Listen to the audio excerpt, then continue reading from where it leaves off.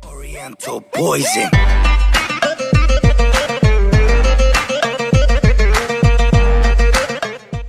السلام عليكم ورحمة الله وبركاته. كيف حالكم شباب؟ ان شاء الله تكونوا بخير.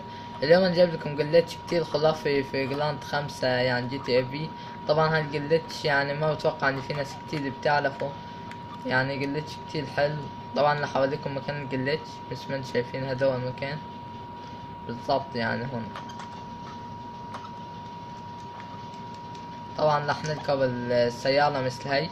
طبعا تجيبوا سيارة مثل هاي او سيارة متوسطة، يعني هيك لازم تكون سيارة كويسة متوسطة. اي سيارة يعني بتنفع برضه تظبط، ونركب عليها عادي خالص.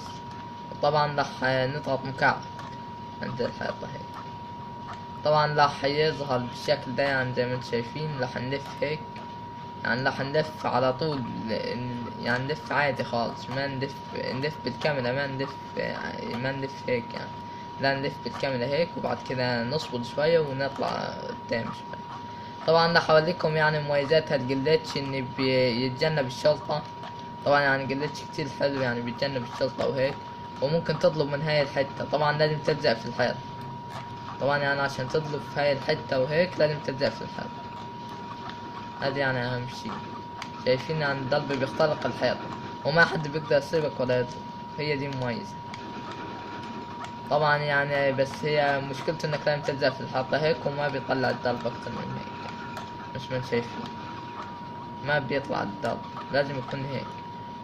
طبعا يعني جلتش كتير مميز، وراح اوريكم المميز الثاني فيه، يعني انه ممكن تطلب الناس من هنا مثل ما شايفين، يعني ممكن تطلب اي حد من هنا.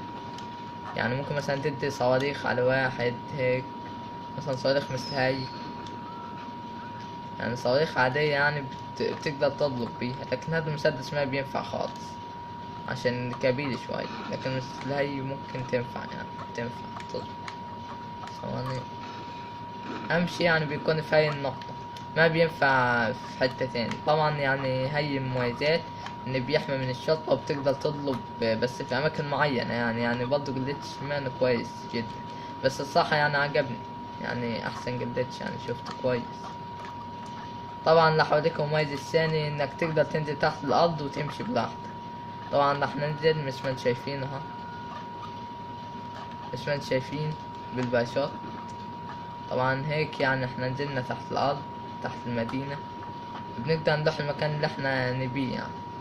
بس ما نسافر كتير بعيد، يعني احنا ممكن نروح مثلا اماكن قريبة شوي، ما انا بعيدة جدا بس قريبة يعني كويسة، يعني حاجة يعني ممتعة شوي.